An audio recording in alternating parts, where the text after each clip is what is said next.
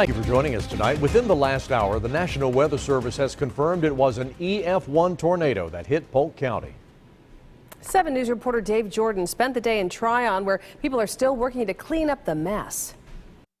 Tryon was one of the hardest hit areas in western North Carolina by that storm on Sunday. Neighbors just had to look out of the window to see the damage. It just pulled the trees right out of the ground. Right out of the ground. 2 days after storm winds swept through Tryon, Andrew Tolley is still in shock. Never been anything like this ever before.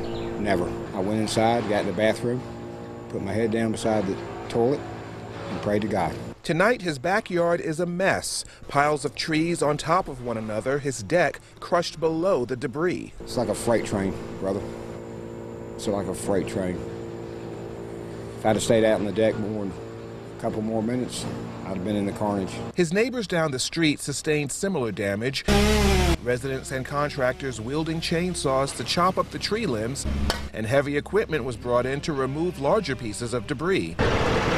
In the middle of all this, Duke Energy linemen working to restore power. It's unbelievable that this was going on over here when we had a shower. Ben Romine drove up from the Columbus area to check on some friends he was unable to reach. His neighborhood was unscathed by the storm. No debris, no limbs that I saw.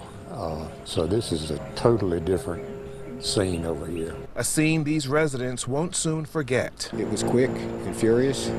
I just got out of harm's way. I'm just thankful that no lives were lost.